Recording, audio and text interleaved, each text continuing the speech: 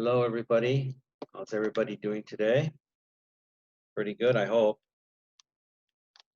Do we know what class this is? After last week's midterm, I hope the midterm wasn't too hard. If it was, then you have to send me more money. That means you didn't pay attention.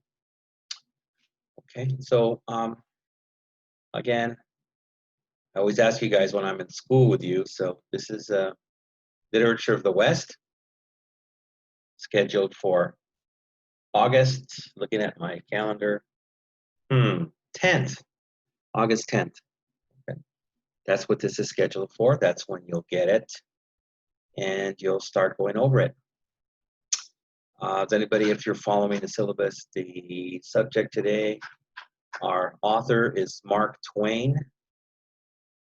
I could say possibly the most famous writer, or at least most well-known, not necessarily the best, but an American folklore. You mentioned the name Mark Twain, and everybody knows Mark Twain, and usually the books that he's written. So should be quite enjoyable today. Again, this is scheduled for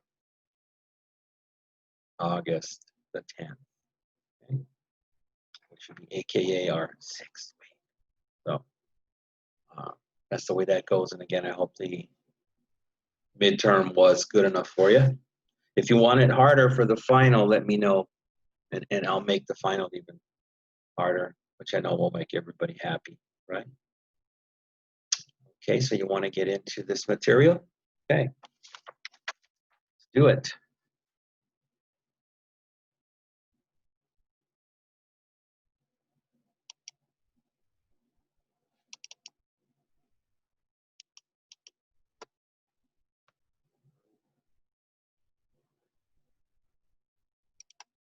Okay, so ENG 103, Literature of the West.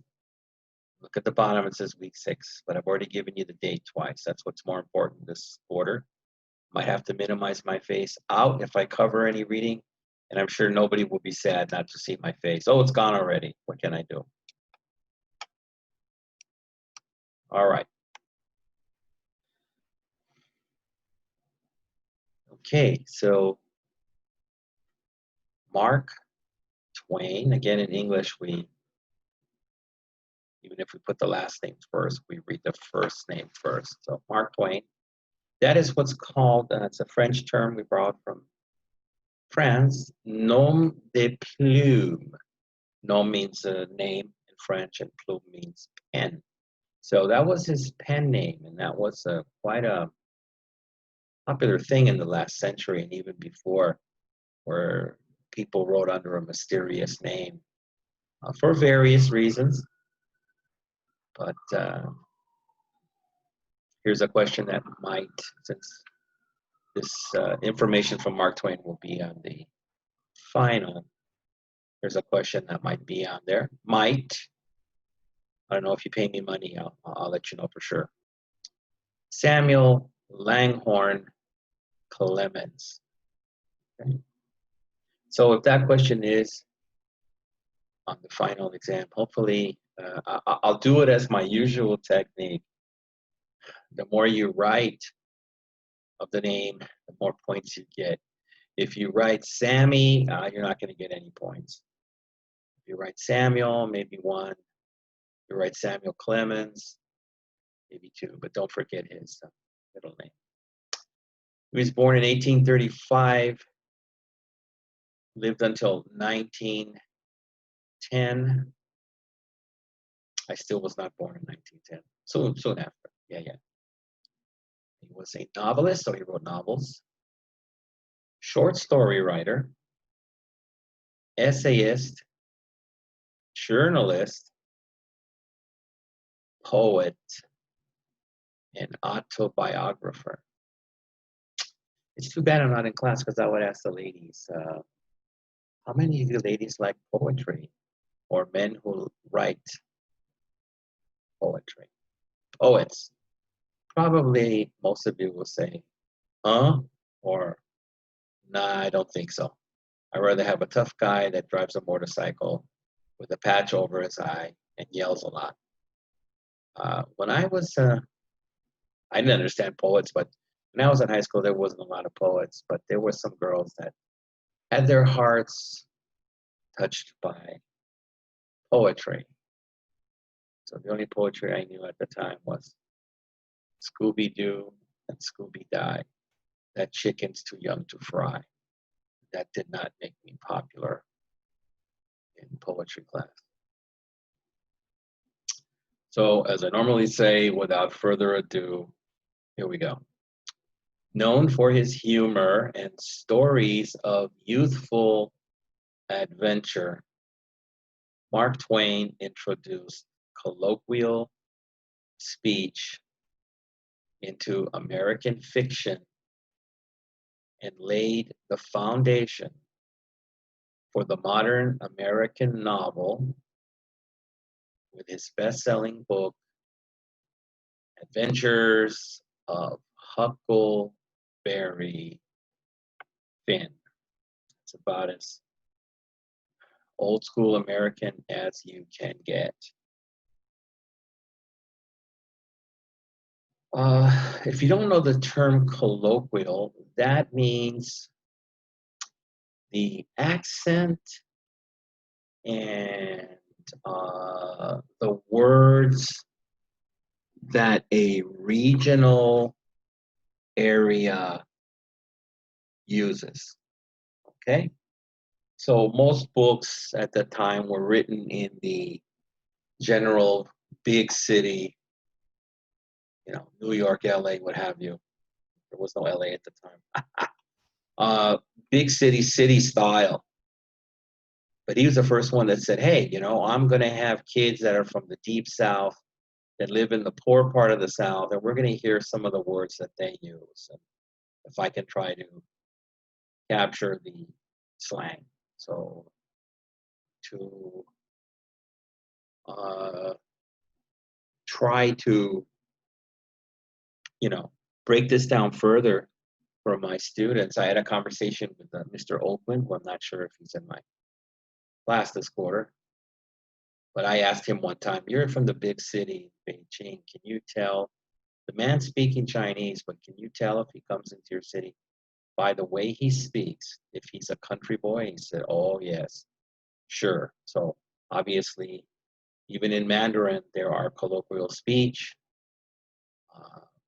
Same thing, at least my experience when I went to Jeju-do in Korea, they sounded very different when their accent and Seoul people, and then some words they used, I didn't know what they were talking about. So that's what we're talking about, colloquial speech. Okay. When it says lay the foundation, it just means he was the first. He made the mold for the American novels that were to come after him. Born Samuel Langhorne Clemens in Florida, Missouri. Look at that, Florida, Missouri. You know that there's a Moscow, Idaho? You want to say, oh, Moscow's only in Russia, but there's a Moscow, Idaho. Strange stuff, folks. And Truth or Consequences in New Mexico. So again, born in Florida, Missouri on November 30th, 1835, he was the son of John Marshall Clemens, a lawyer who worked as a merchant or business owner. He had moved his family from Jamestown, Tennessee to Florida as a speculative venture.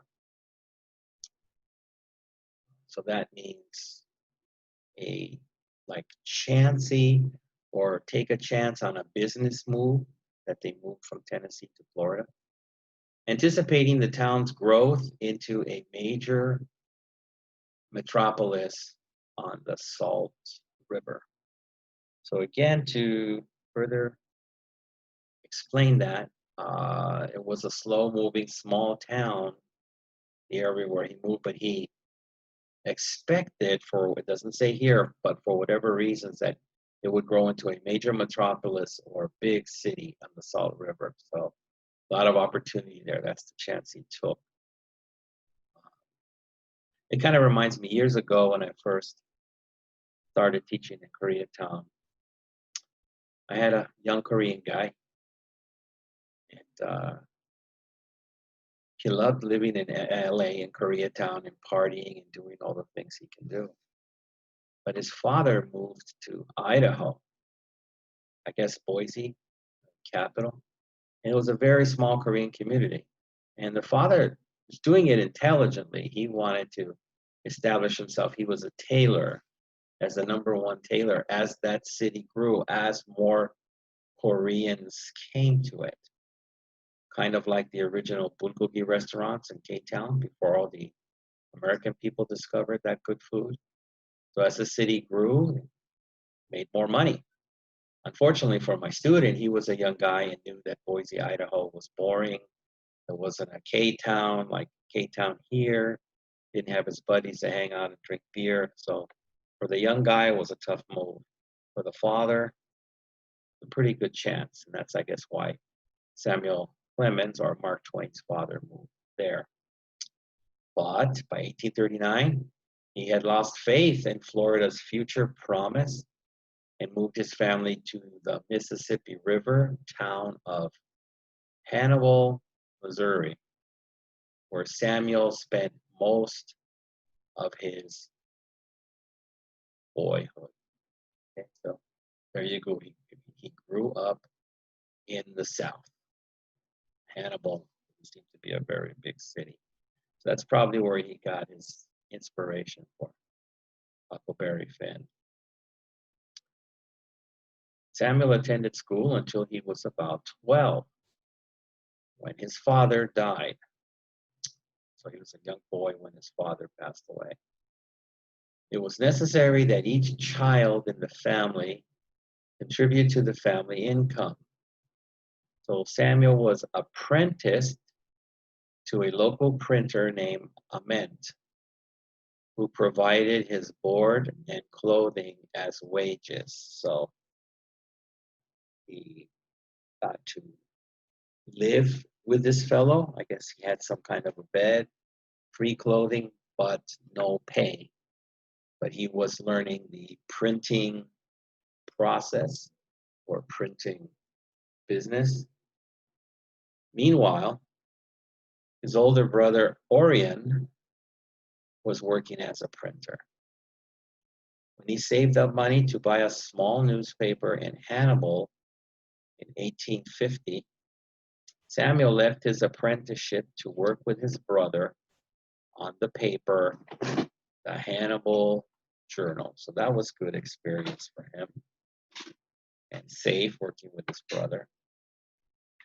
This provided his first writing and publishing experience, an invaluable experience for a young Mark Twain. All right, now I'm going to take a drink of this. Is it sake I'm drinking? I'm not sure, but it gives me Yankee. Ooh, bonsai. Wow.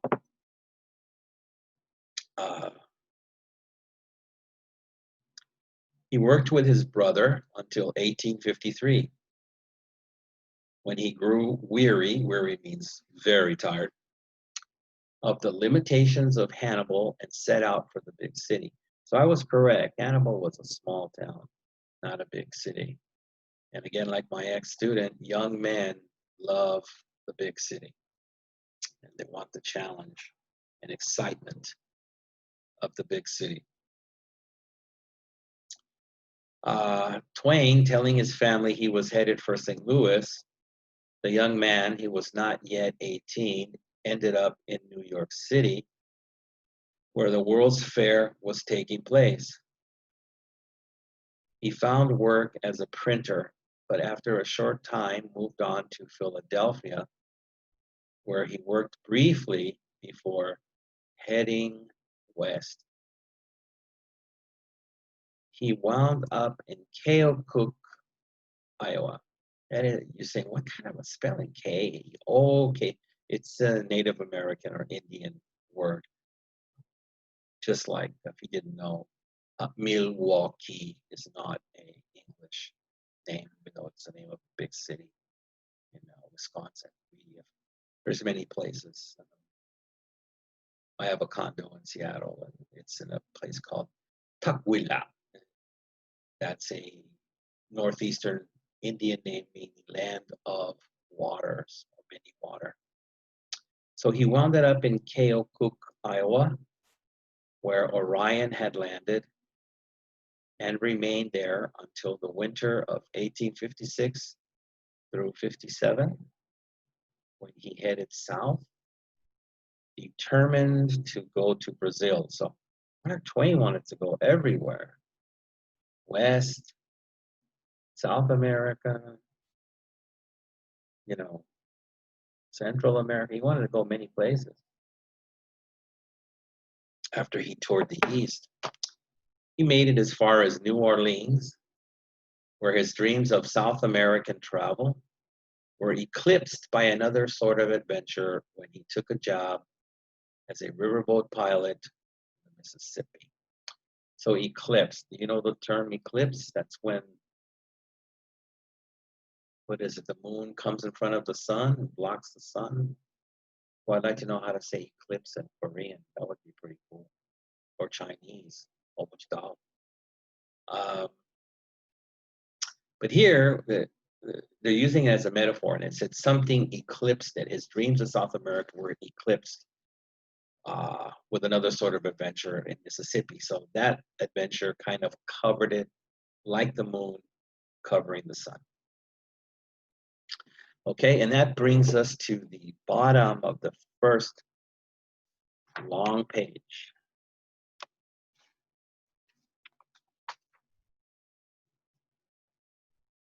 Okay, that means I have questions for everybody. And again, if you can't answer the questions, then there's going to be a big penalty. Just add to my bank account. Okay. All righty. We got to go to that whiteboard.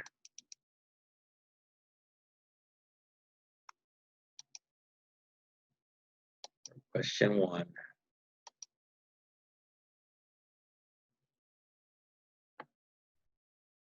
So again, I might have some long questions here, but you will have the shorter writing to do.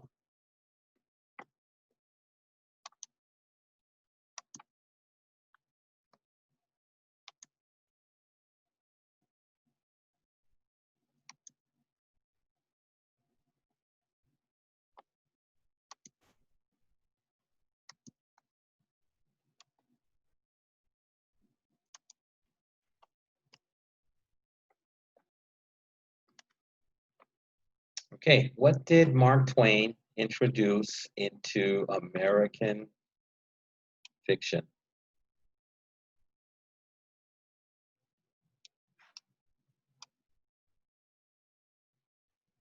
Okay, what did Mark Twain introduce into American fiction?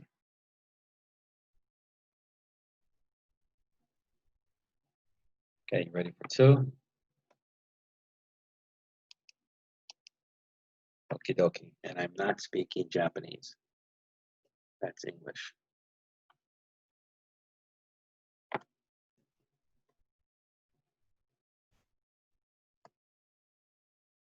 Oop. How about that? Let me get this thing correct for you.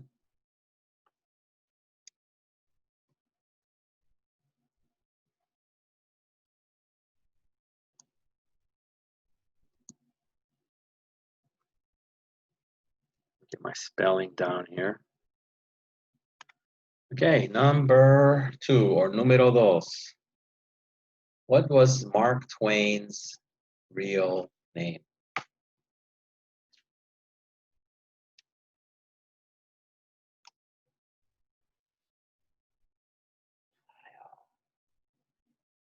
Was it Q Sakamoto? Was that his real name? Was it Deng Xiaoping? Was it Li Xiaoliang? Or was it Zhang Donggun? What was Mark Twain's real name. Number twee. Yes, I always like to plant a twee. Okay.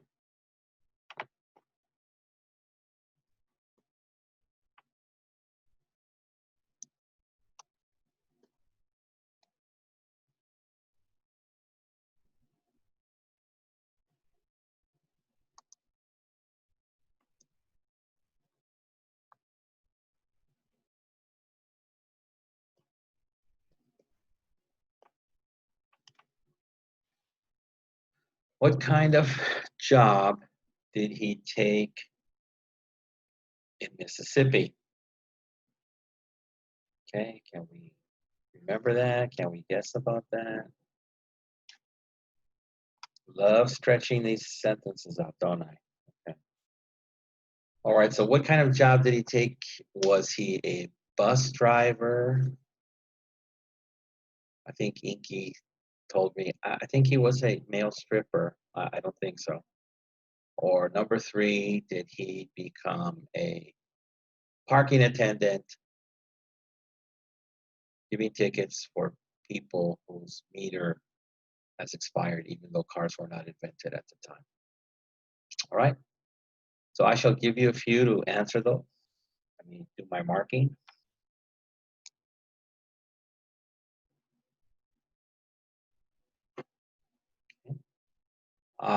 For Miss Li Xuan, since you probably have this book, you are, or we are on page 343.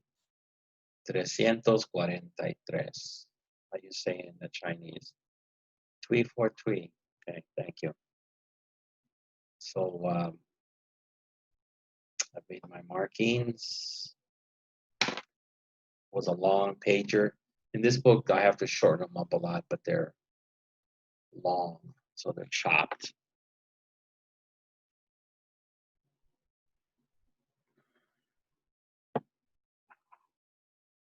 Okay, so let me go for that eraser. Like I said, Purivi and Temujin have calmed down for a while. They have not been trying to steal my eraser. Maybe Tall will get in there and do it. Okay, número uno. What did Mark Twain introduce into American fiction? Did he introduce the Chinese language? Spanish? What did he introduce? Am I talking about a technique? It's only for you to decide.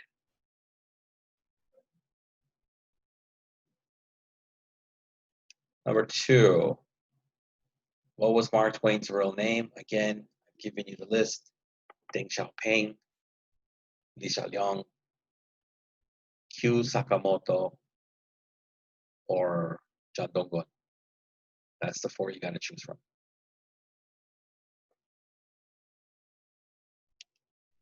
Okay, number three, what kind of job did he take in Mississippi? I shall not repeat the kind of job that Anquetin said he took. Mukbayar said he was a parking attendant. Then I think it was maybe Miss Imagawa who said he was a parking or a bus driver. Or, yeah, that's a ticket, even though there was no buses at the time. I wouldn't mind driving a bus in Japan because everybody's quiet, doesn't give the bus driver any trouble, like here where they start a street fight and throw food and play radio, loud music all day and yelling. So it'd be better in Japan. Okay, so those are those three. Go back to the material. So we ended down here, if you follow the arrow, at Mississippi. Yes, very much so talking about Mississippi. That's how the people talk down there. I remember the first time I talked to somebody from Mississippi. I didn't even know what they were saying. I thought, okay, I don't know English. Okay, there we go. People from the South tend to talk very slow like that. Hey, so how we talking about? What do you think about happening today? On the days and coffee, heads bound. I said, oh my God. I must be from another country because I don't understand what this guy's talking about. They talk so slow, it just confuses you. All right. So moving on, we have to go to the next page. Okay, which means I have to turn my page. So for Li Xuan, we're going to be in the upper left-hand corner of Tui 44 or 344. Okay, and there's a nice picture there on the right. No, that's not me. That's the actual Mark Twain. It says, Mark Twain, the pen name chosen by Samuel Langhorne Clemens, again, pen name, only the name to write under, author of Adventures of Huckleberry Finn and numerous other works of fiction. So this is a photo of him in Congress.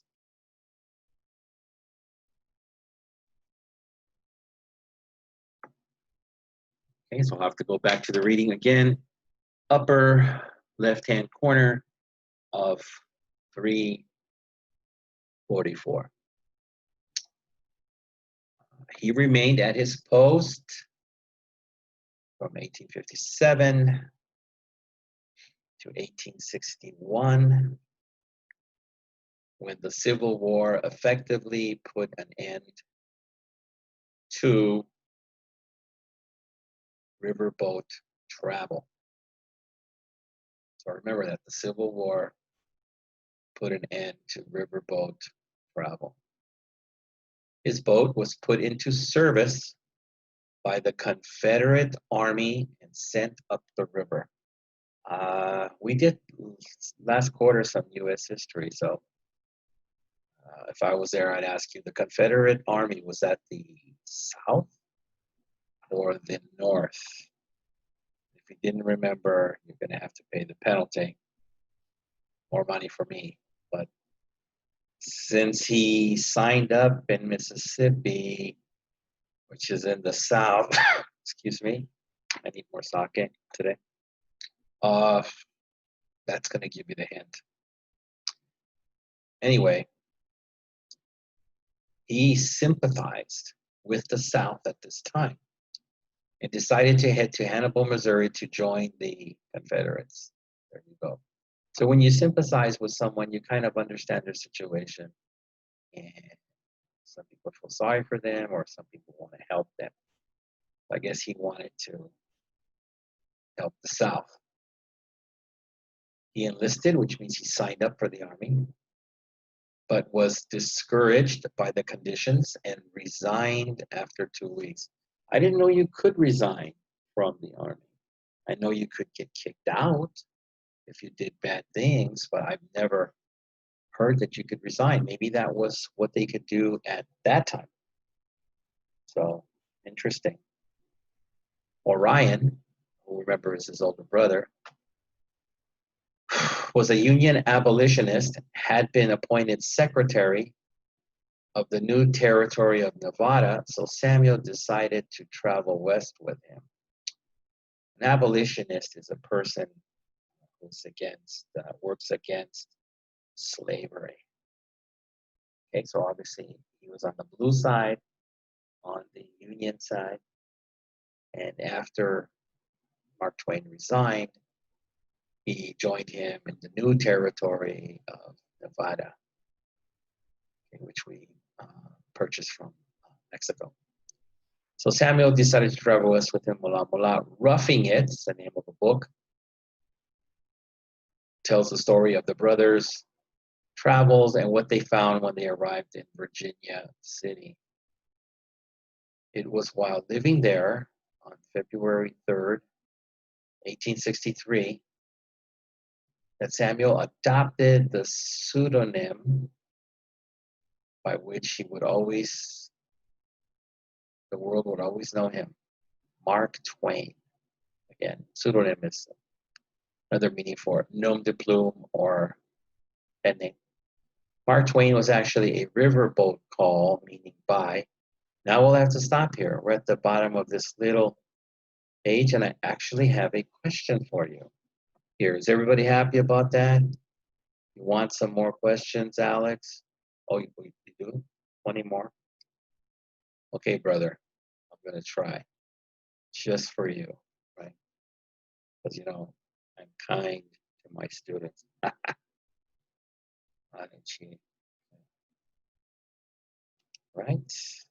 Whiteboard time. Just for the one student, or the one question there. And this will be 4.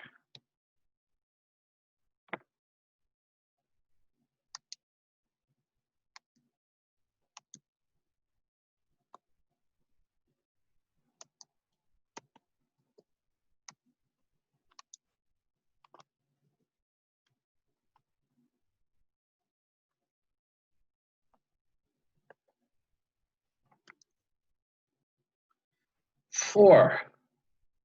Why did he resign from the Confederacy? Which again means the Southern Army. Okay. Okay. Was it because they didn't give him a high rank? They didn't make him a captain right away or a sergeant and offer him a future with as a general? Is that the reason why he resigned? He didn't like the pay? Or maybe they just gave him kimchi and he didn't like the food? What's the reason? We gotta know. Right. Okay, oh, that's it. What am I doing? There you go. Only got one there. So Li Xuan, that was the upper left-hand corner of 344. And I've asked you the question for that one. See how I'm already trying to give you more questions. I have to be more kind. I don't want the students to start a revolution. Right? Okay, so I'm giving you a minute on that question.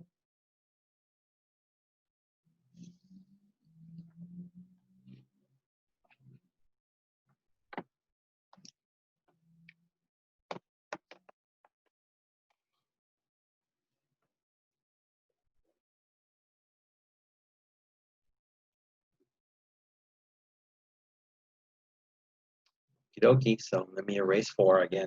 Why did he resign from the Confederacy? I'll say he got tired of all the kimchi that he was eating. He said, I can't handle this. Okay, other ones might say it's the money. So grab the eraser. She's gone. Okay. Back to the fantastic literature. Okay, so again, if you follow my arrow, we finish down here where it says call, the riverboat call, meaning by. Okay, so let's move it. Okay. The mark of 2 fathoms that was used when sounding river shallows.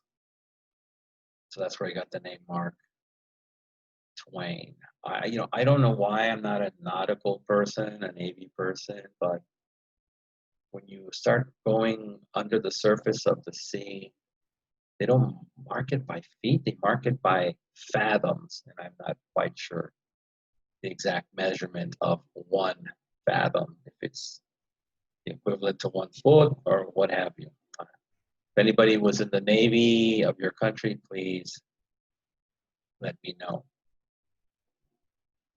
Okay. At this time, Twain was writing occasional humorous accounts of his travels. So humorous, but only occasionally. And newspaper pieces for the Virginia City Enterprise. Enterprise being the name of the newspaper. As well as working as a miner in Aurora, California. This guy really got around. When Joe Goodman, editor and owner of the Enterprise, asked Twain to take the position as local editor, Twain walked 130 miles. Jesus, I wonder if the shoes fell apart at the end. 130 miles back to Virginia City in the late summer of 1862 to take a job. Would anybody in this class walk 130 miles to get a job? Would anybody drive 130 miles to get a job? I bet some here would say, no way, Jose. But Mark Twain said, I'll do it. Wow, admire him. Twain stayed in Virginia City until 1864, when he moved to San Francisco to work as a newspaper reporter. He traveled to Hawaii as a correspondent from the Sacramento Union and then left for a world tour. Wow, I'm jealous. I want to travel like that. And the paper's paying for it too. Twain published his accounts of traveling in France and Italy in the Innocents Abroad. I think we know innocent. Is anybody, any student in my class innocent? I don't think so. It's only me. I'm the innocent person. Which appeared in July 1869 and received rave reviews, which means people loved it. Thought it was fantastic. Not just good, not okay. Rave reviews and loved it.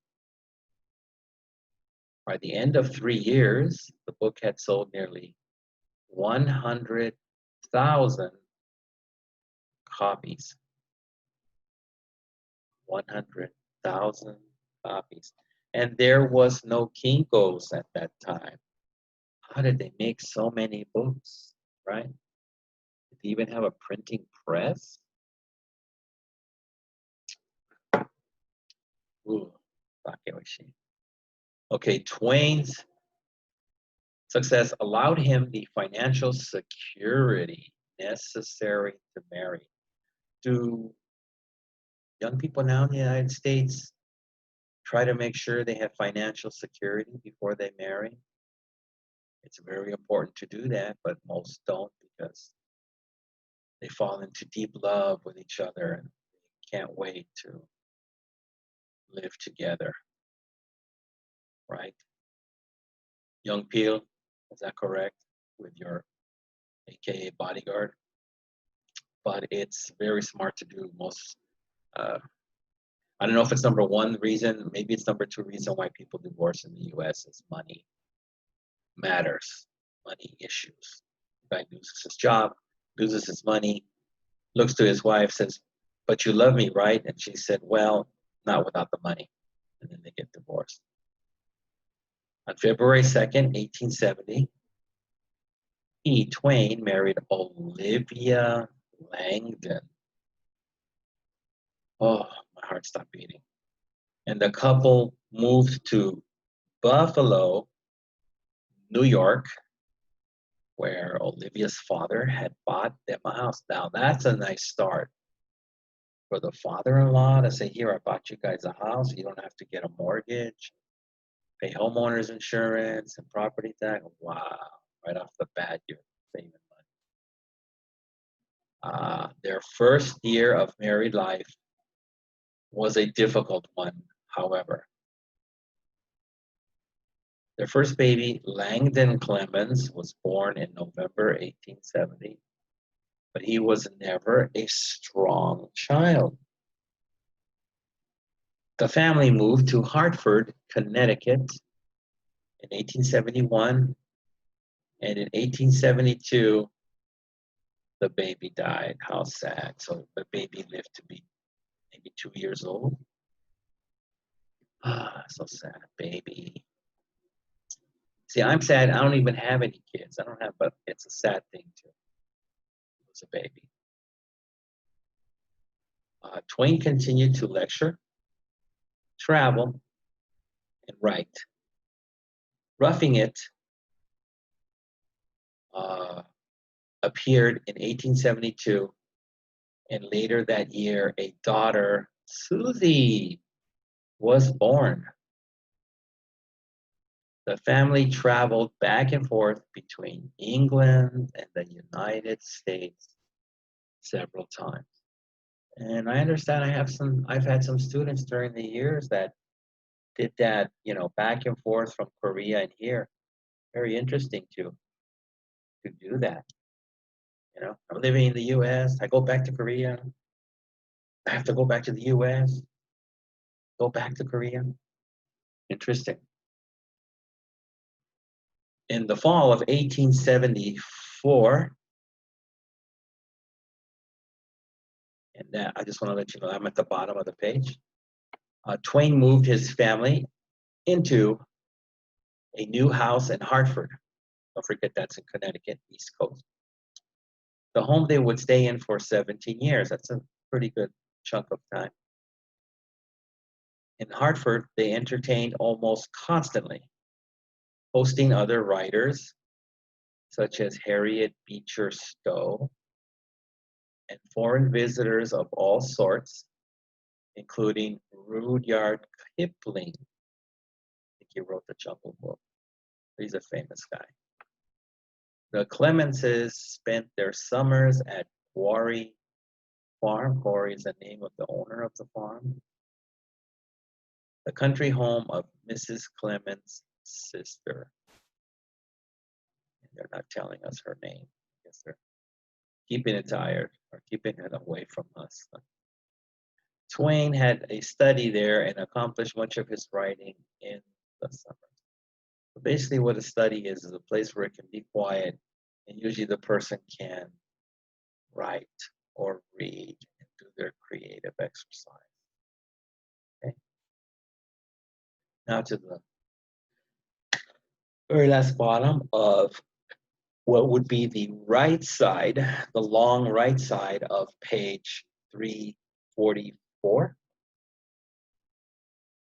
The Prince and the Pauper was published in 1881, as was Adventures of Tom Sawyer, which recounts the youthful adventures of a schoolboy named Tom Sawyer, whose reputation for mischief precedes him wherever he goes.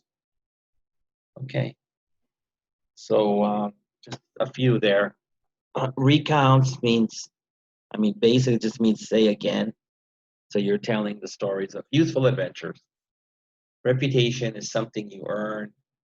If somebody does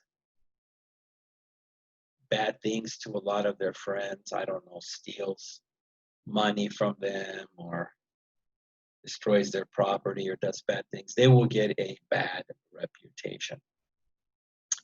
And this one was for only mischief. So mischief is usually a category we use when talking about little kids, right? So we're not talking about an older man. You would never say that, man, he was in jail for mischief. That just never happens. It's not the same thing. It's for kids. What kind of mischief? Oh, he pulled a girl's hair, or he spilled the ink on the floor, or he killed an insect. Those kinds of things, that's only mischief. But this reputation preceded Tom Sawyer wherever he went. The novel captures the idols of boyhood and small town life in pre-industrial. I'm sure you're going to say, what is that idols thing of boyhood? We have a term, it's called, a lot of people like to relive the past or try to live in the past, and they feel that was the happiest time in their life, maybe their childhood. And it comes from the word idyllic, which means perfect, the best. So people say, oh, I had a idyllic childhood, which means a perfect, so happy childhood. I did not. So I didn't want to return to my childhood. When I got older, that was more fun. So the novel captures this time and the small town life in pre-industrial. So I guess a lot of people make that choice or make that kind of statement, because they'll tell you things like, I'm a man now, and I'm a businessman, and the company owns my soul, and I have to work 60 hours a week. Then I have a wife, and we argue a lot, and we spend most of our time raising our 2 kids. So that's a lot of responsibility, a lot of work, no rest. So a lot of people, they have an idyllic view of their childhood and say, oh, I would just go swimming all day in the summer and riding bikes. And he was a country boy, so maybe hiding in the forest and chasing squirrels. And, the summer nights, it didn't get dark till 10 o'clock. So perfect time of no responsibility, right? Unlike being an adult. So I'm at the bottom again of what would be 344 on the right side. So we know it's time for more questions, right? Just a little more sake. Ooh, ooh, ooh. Really bonsai. Okay. So hit the new share. Back to the whiteboard. Get that pencil. Mr. Hong, don't get any ideas.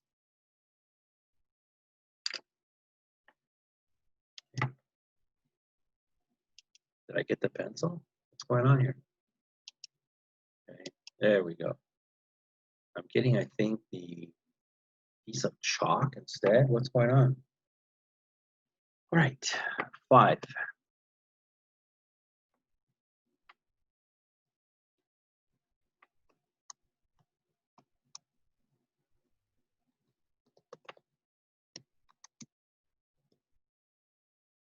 Oops. Little mistakey poos there. I want a high one.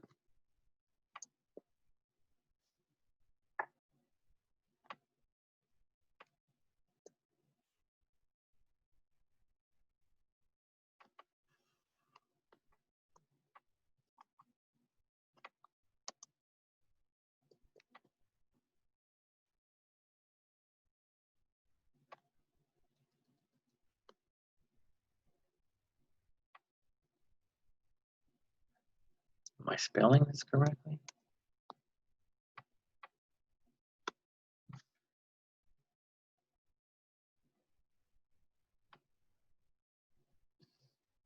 I'm gonna have to follow my own rule.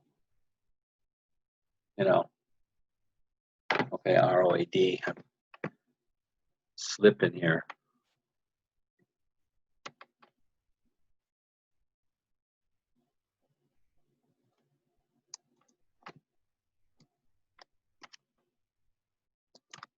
Okay, so 5. What was Twain's book, Innocents Abroad, about? Okay, so let me stretch this for you. Remember, in this class, I'm the only innocent person here. Everybody else is guilty. Right? So this book, Innocents Abroad, about was it about the innocent story of Enkuchen and Mukbayar breaking all the men's hearts in Ulaanbaatar, and then they escaped to the United States? And told the policewoman who had followed them to the US to arrest them for these crimes of passion. We shall never know. Okay, 6.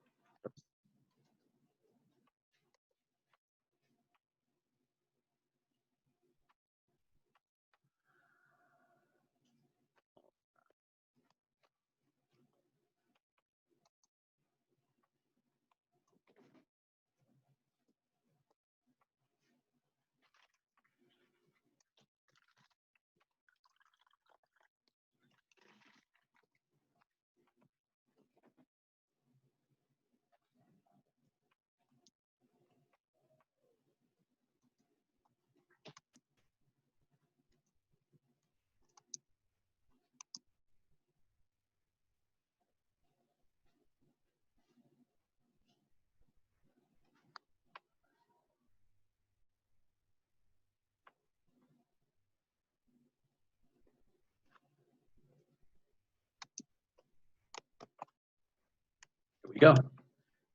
At his home in Hartford, don't forget that's in Connecticut. Okay. Who did he and his wife entertain there?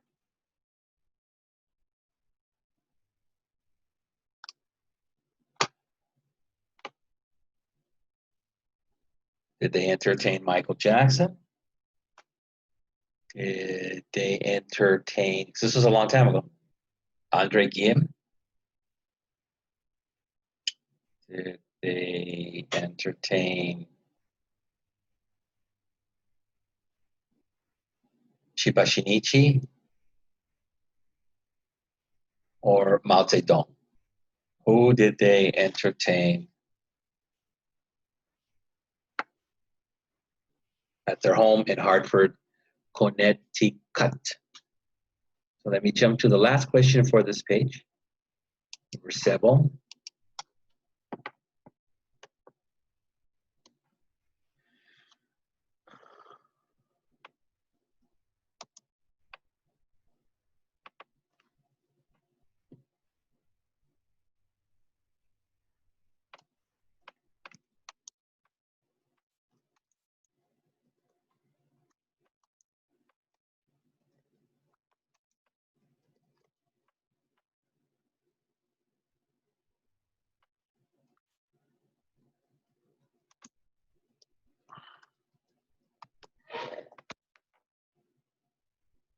I think there was an elephant that just went by my home. What was that? Am I in Africa again?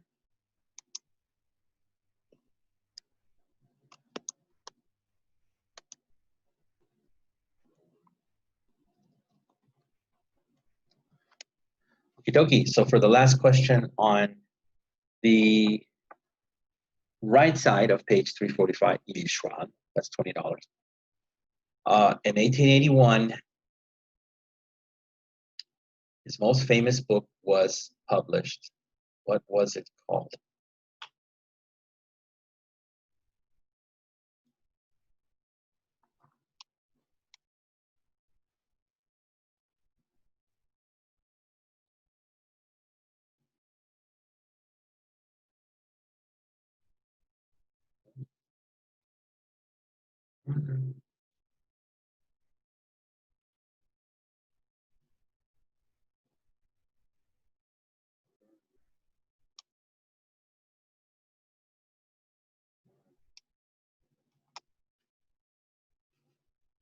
So again, in 1881, his most famous book was published. What was it called?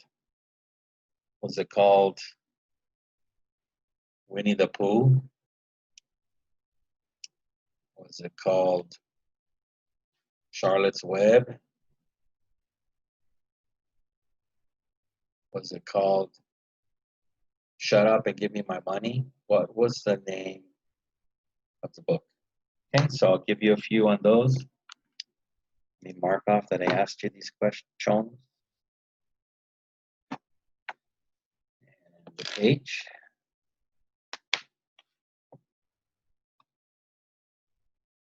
Maybe another little sip of this. What kind of sake is this? I don't know. I have to ask the waitress.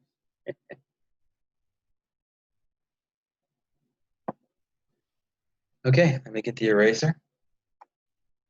Temujin, I hope you're doing good today. Not hanging out at the Starbucks. So again, what was Twain's book, Innocents Abroad, about? Who knows? 6. At his home in Hartford, who did he and his wife entertain there? I'm going to say it was Mao Zedong.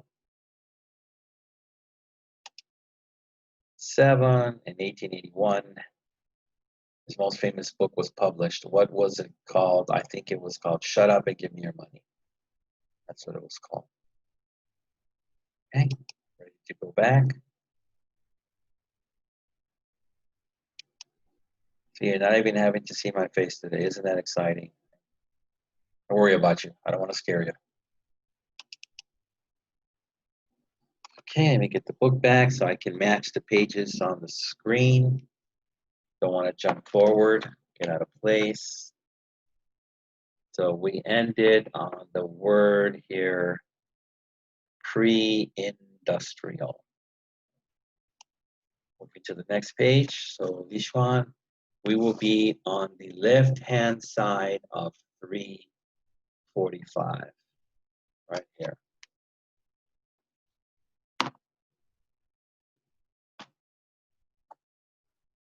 I shall begin this time. America and is still Mark Twain's best-selling work, though critics generally favor Huckleberry Finn. I have a soft spot for old Huckleberry Finn.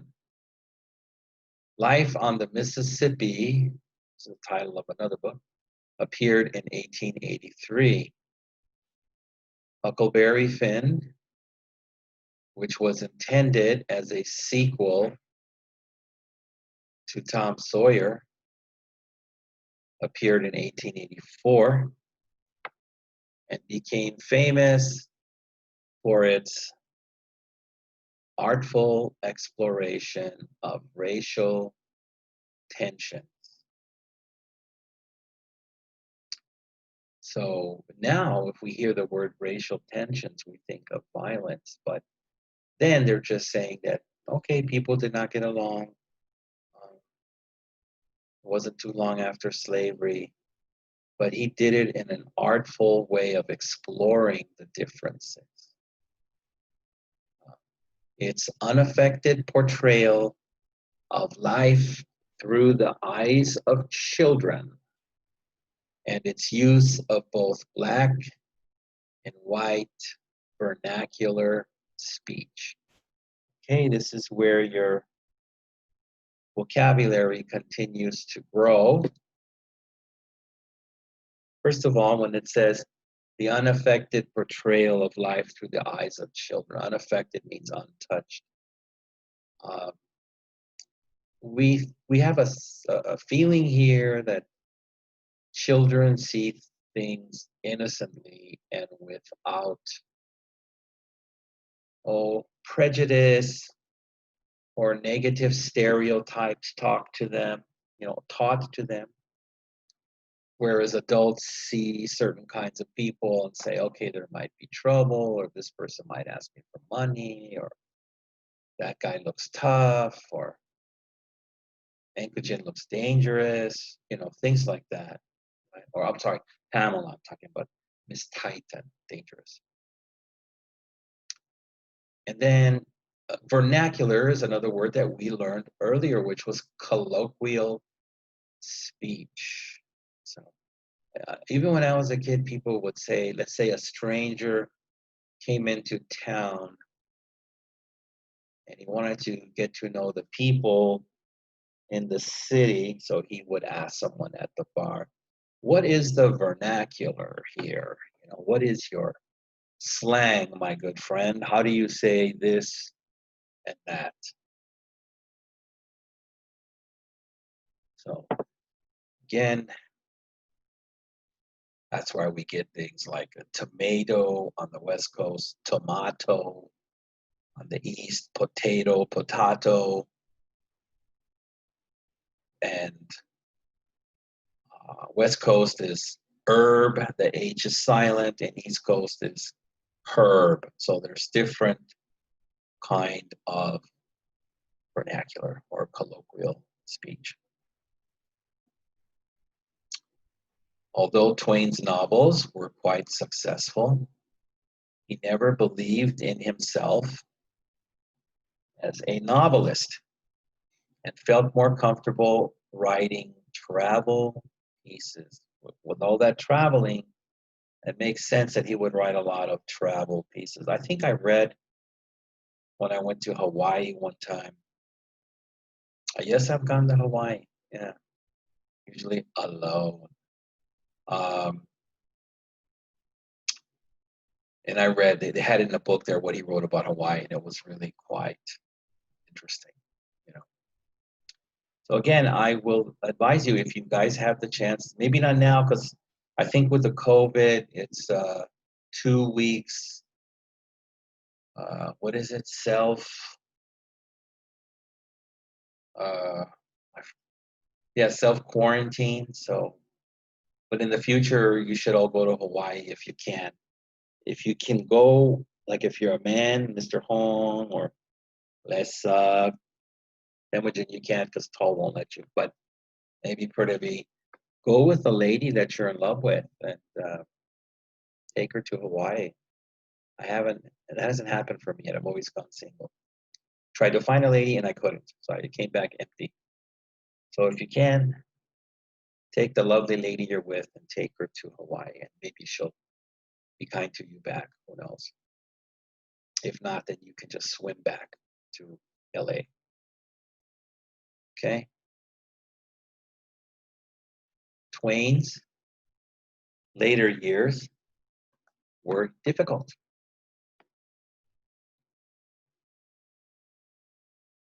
Why, should we ask? Why was his later years difficult? We'll find out. The death of his first daughter, Susie, while he was traveling, and of his wife in 1904, darkened his life.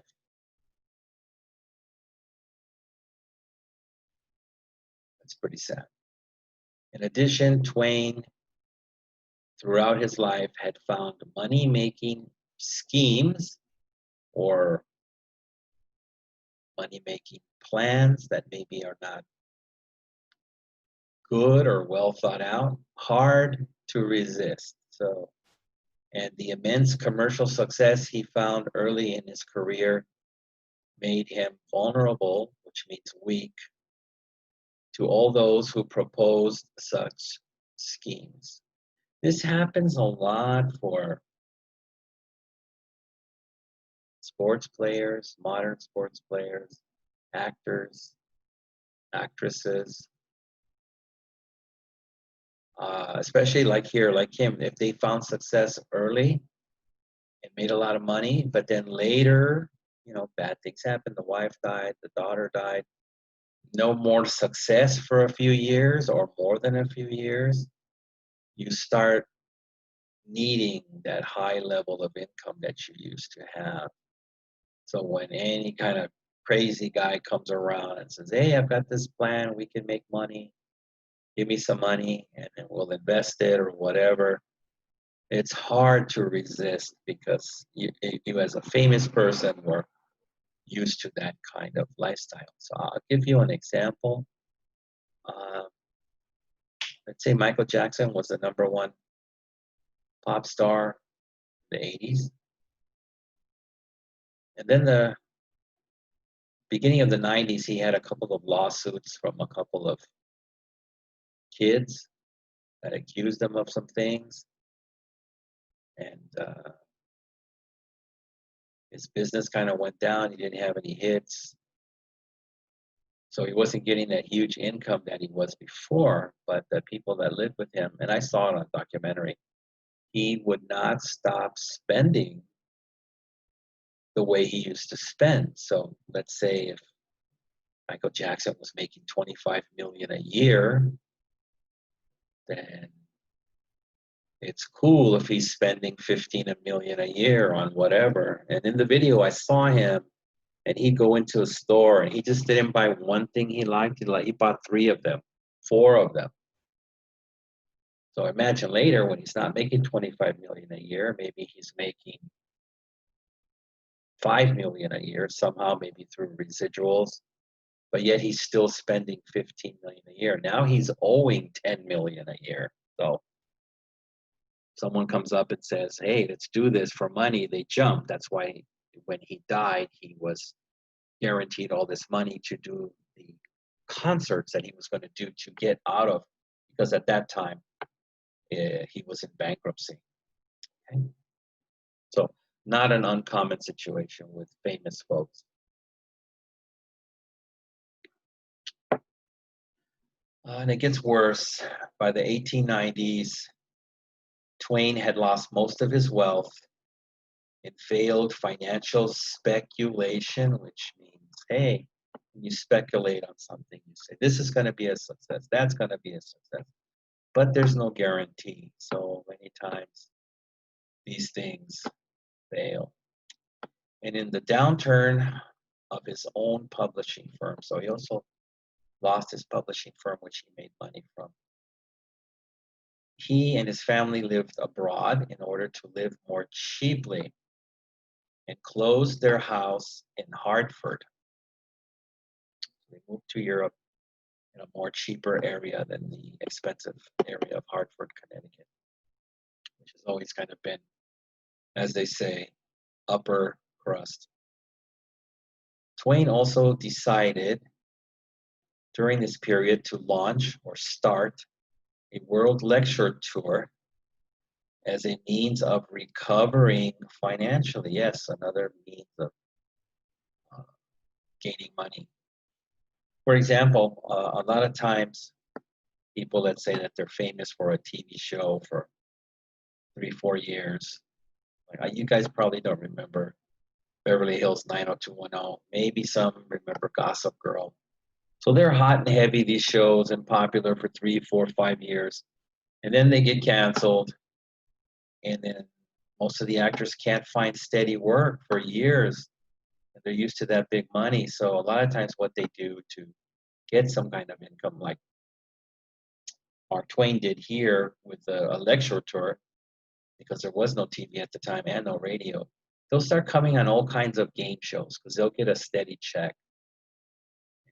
The more they come, they hope to be a regular on a game show. It's a steady money and keeps their face in the public eye, which is quite different from me. I erase my face on this thing so nobody can tell who I am. Okay, so he toured on this lecture tour. New Zealand, so now some really far countries now. Australia, India, and South Africa, and continued writing books. I don't think he went to Korea, China, or Japan. That's too bad. His last published books included The Tragedy of Pudd'nhead. That's a southern way of saying pudding. So Pudd'nhead Wilson, 1884. Personal Recollections of Joan of Arc, 1885. That's got to be funny because I don't think he actually met Joan of Arc, but maybe he did. A famous guy. And the travel book Following the Equator in California. In addition to the many books he published during his long career, Twain wrote numerous essays for magazines such as The Galaxy, Harper's, The Atlantic Monthly, and North American Review. Some of the most famous essays include Sandwich Islands, where I think there was no sandwich, 1873. Queen Victoria's Jubilee, 1897. King Leopold's Soliloquy, 1905. And To the Person Sitting in Darkness, 1901. That could be one of us right now during COVID. Mark Twain also wrote dozens of short stories that ranged from humorous frontier tales, such as the notorious Jumping Frog of Calaveras County, to the biting satire of such later stories as The Man That Corrupted Hadleyburg. Biting satire. Satire is humor, and biting means it can be kind of painful. So kind of like if you made humor about, as an example, President Trump or Joe Biden, since he's always forgetting where he is or what he's talking about, it can be biting or it can hurt their feelings, right? Lastly, on the very bottom of 344 on the left-hand side, late in his life, Mark Twain also received significant recognition from the academic world, including doctoral degrees from Yale University, the University of Minnesota, and the International University of the East. No, I'm sorry, in 1907, Oxford. So I've come to the bottom, 345 on the left, so you know it's question time.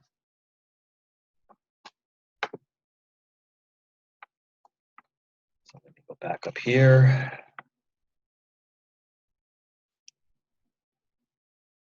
Whiteboard. Let me get out of the questions here. Pencil. Yay, pencil.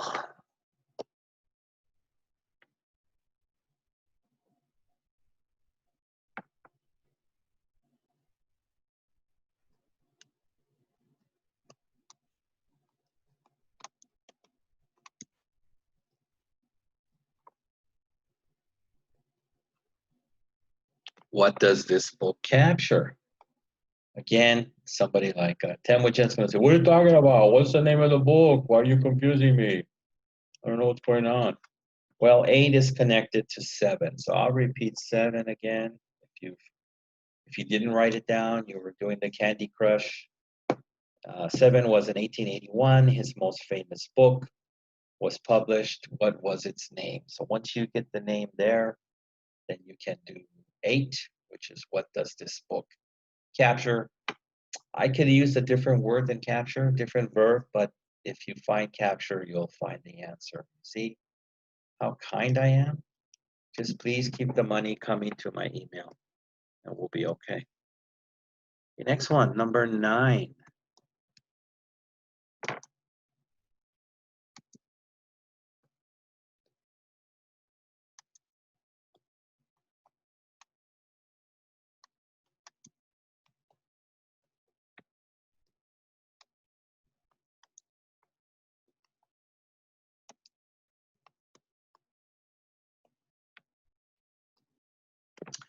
What did Twain write as a sequel? Let me get the spelling right here. I didn't spell that right.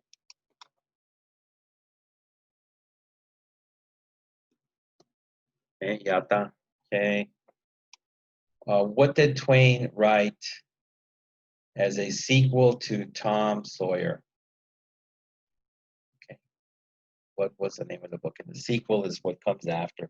Usually in movies, it's like Rocky 1, Rocky 2, Honey, I Shrunk the Kids, Honey, I Shrunk the Kids 2. So what did he write as a sequel to Tom Sawyer? Was it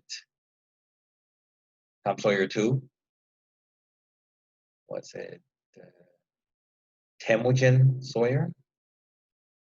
What was the title?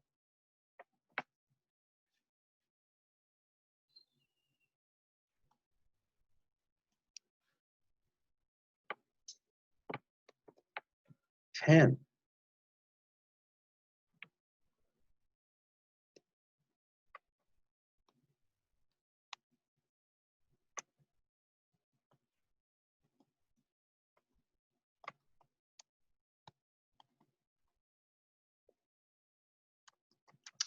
Why were his later years difficult?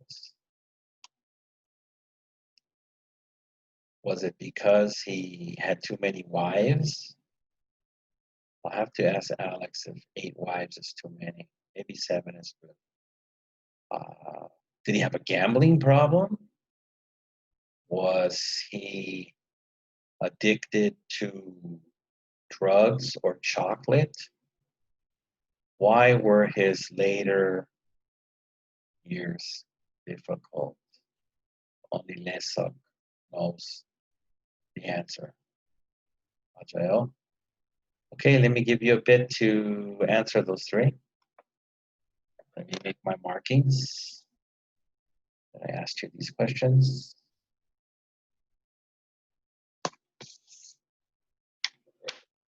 And again, Lishwan, that is the top left. There's that elephant again, running down the street. I guess it got loose from the zoo. The left side of 345, precisely. Should I have some more sake before I fall down? Okay. Dampai. That's pretty good.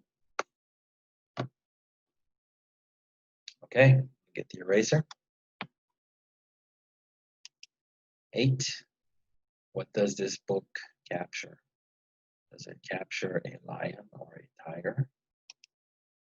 9. What did Mark Twain write as a sequel to Tom Sawyer? I'm going to go with Temwich and Sawyer. And 10. Why were his later years difficult? I'm going to say he had an addiction to chocolate. It made him hard for him to write. Bingo bango. Okay. Now I'm off to the last page. Yay! Isn't that exciting? My students don't sound excited. What's going on? Since I can't see you, it's hard to tell.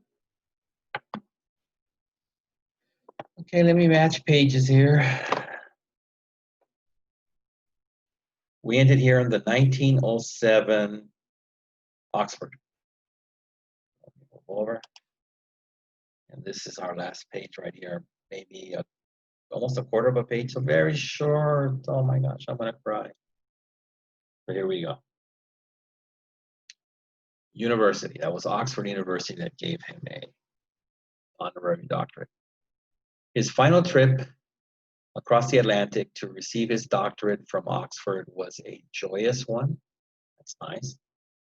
With people recognizing and applauding him everywhere he went. Do my students applaud me?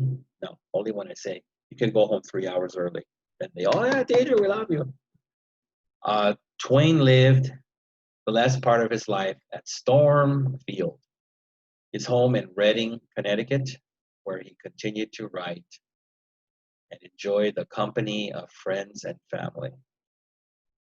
His daughter Jean, who suffered from epilepsy throughout her life, died the day before Christmas in 1901. Oh, how sad, right before Christmas. When she was struck with a convulsion while in the bath. Twain died just a few months later, on April 21st, 1910. Twain had dictated his autobiography to his secretary, A.B. Payne, during his last years, and it was published posthumously. If you remember, that means after a person's death, in 1924. A final book of fiction, The Mysterious Stranger, was published after Twain's death as well in 1916. His old house in Hartford had been restored and stands as a National Historic Site. So we have finished our reading. That would be 345 on the right top side. But you know what that means too. Once we finish the reading, we got a couple of questions. I think I have 10 more questions. Is that okay, Ms. Himagawa? I know how you like a lot of questions, so you say no? Okay, I'll cut it down then. All right. Let me go back to the whiteboard.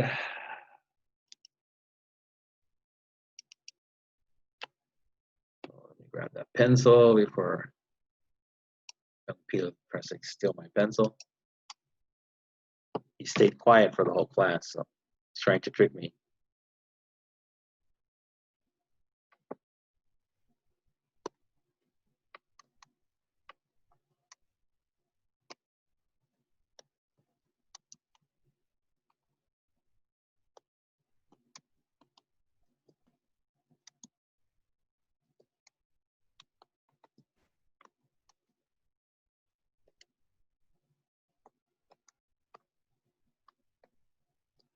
What did Twain receive from Oxford University? I've had different students tell me, oh, he got a dozen Krispy Kreme donuts, except there was no Krispy Kreme at that time. Oh, he got a Big Mac combination. There was no McDonald's at the time. So I think he got something a little more valuable than those fast food, excitements. So our last question for today, are you ready for it, fans? My students want to finish? No, I won't let you go.